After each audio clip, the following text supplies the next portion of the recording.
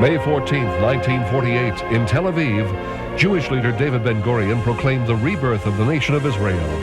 On this day, one battle ended, but another began. The Jewish struggle to have their own homeland was won, but living there in peace was not. 5 Arab nations, Transjordan, Lebanon, Syria, Egypt, and Iraq, mobilized with the goal of liquidating the newly formed Jewish state.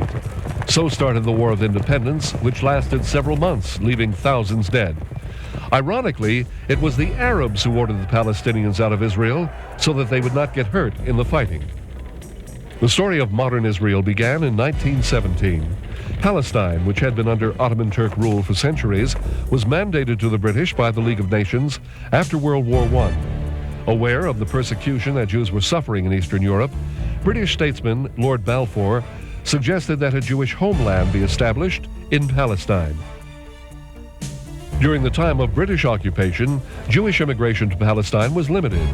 The British were concerned with keeping a balance of population and land acquisition between Jews and Arabs. The British tried to manage an impossible situation.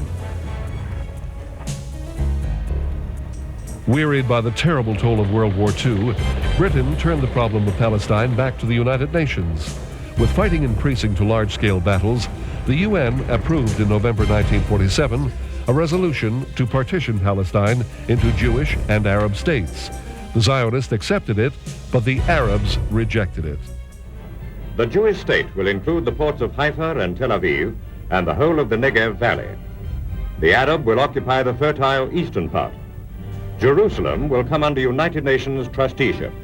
The boundaries of the land were based solely on demographics, and the new frontiers were indefensible. Riots broke out, with continued killing of Jews, Arabs, and the British.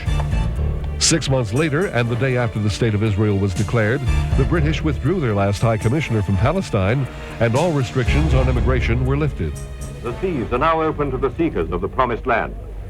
The refugees from memories of war-scarred Europe land in a country already in the grip of bitter racial strife. For the Jewish people, Israel was again their homeland, and despite the bombs and gunfire, nothing could stop them from nurturing and building their country. 45 years later, after numerous attempts to reconcile the differences between the Arabs and Israelis, an historic moment occurred. We who have fought against you, the Palestinians, we say to you today, in a loud and a clear voice, enough of blood and tears.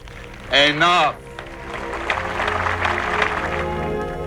In a groundbreaking accord, Israel agreed to Palestinian self-rule in the occupied territories, and the PLO agreed to recognize the legitimate existence of Israel, the nation that had been reborn on May 14, 1948.